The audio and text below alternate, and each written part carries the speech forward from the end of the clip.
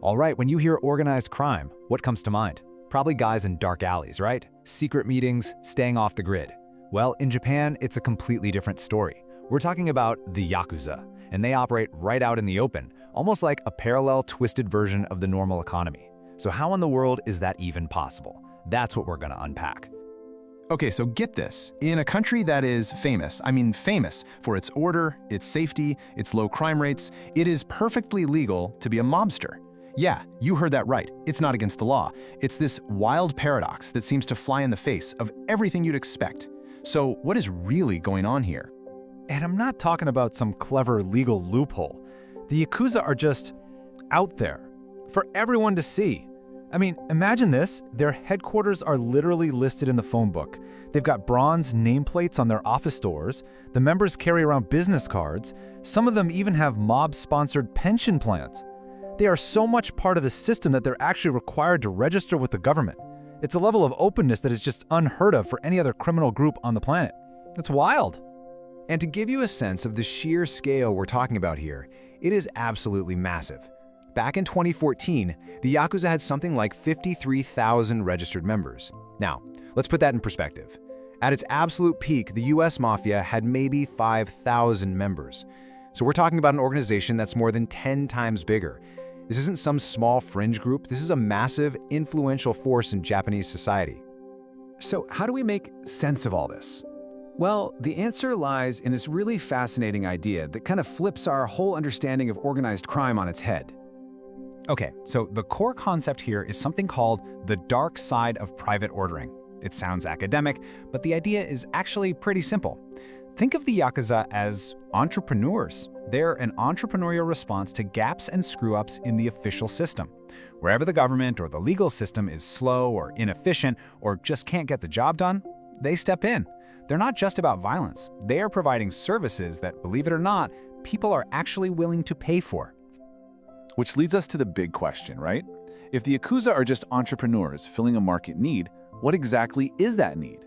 Where are the cracks in Japan's famously buttoned-up society that are big enough for this dark side to slip through and build a business? All right, let's look at a couple of real-world examples to see exactly how this works. So first up, corporate bankruptcy.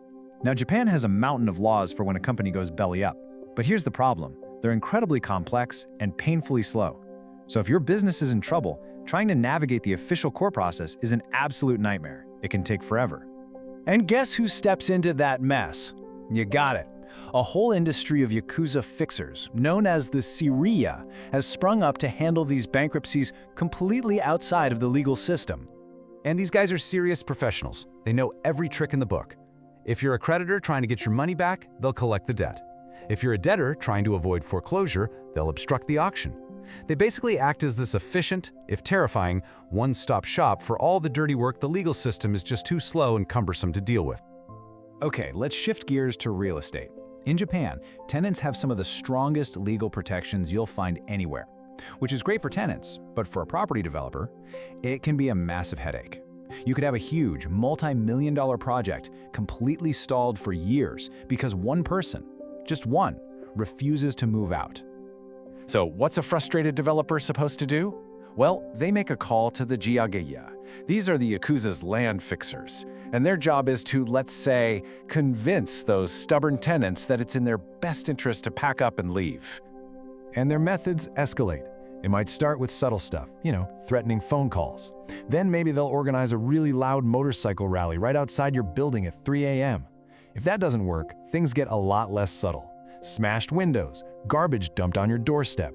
And if you're really unwilling to budge, well, that's when you might get a physical visit. The point is, they get results where the law just can't. So you can see, the Yakuza aren't just your stereotypical street thugs anymore. They are adapting to the modern world, and that means a complete change in their image. This is a really crucial evolution to grasp. The classic image of a Yakuza member is probably all about the full-body tattoos, the missing pinky finger, these visible, intimidating symbols of commitment. But the new generation, they're trading all that in. They're ditching the dramatic look for a simple business suit. They'd rather take a cash payment than a finger these days. They want corporate anonymity. They want to blend in to look just like any other Japanese businessman. And that makes them so much harder to spot and way harder to stop. And this isn't just a change in appearance, it's a change in business model. Get this, Japan's largest Yakuza syndicate, the Yamaguchi Gumi, is often referred to as the country's second largest private equity fund. Just let that sink in. They've gone from the streets to the spreadsheets, getting deep into high finance, and playing in everything from real estate to the stock market. And this shift into the corporate world, while it creates some very real, very serious dangers for legitimate companies trying to do business in Japan, whether they're local or from overseas. Yeah, if you're running a business in Japan, you have to be so careful. You could accidentally end up partnering with a Yakuza front company, and the reputational damage could be devastating. You're suddenly vulnerable to incredibly sophisticated fraud. Or you could become the target of sokaya. This is a classic form of extortion where they buy a few shares of your stock, show up at your big annual shareholders meeting, and threaten to air all your dirty laundry unless you pay them off. And they've infiltrated all sorts of industries: construction, entertainment, even IT. So, how on earth do you protect your company from this? It really all comes down to due diligence. You have to do your homework. That means thoroughly screening potential employees and business partners. It means having a solid crisis plan in place for if or when things go south. And maybe most importantly, it means conducting discreet investigations to find out who you are really getting into business with before you sign on the dotted line. Okay, so all of this brings us to one last really complicated question. When you see how deeply woven the Yakuza are into the fabric of the system, you have to ask, are they just a cancer to be cut out, or is their role a little more complex than that?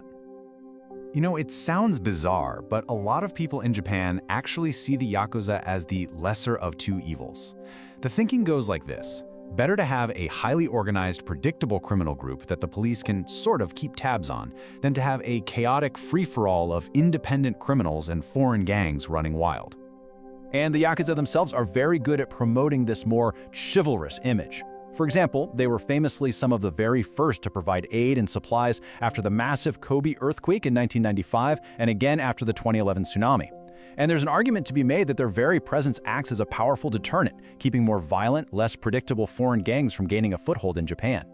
So, look, the Yakuza are a uniquely Japanese phenomenon, for sure. But the underlying principle, that's universal. If organized crime is really just a business that thrives in the places where the state is failing, it kind of makes you look around and wonder about our own societies, doesn't it? What gaps exist right here, right now, and who or what is stepping in to fill them?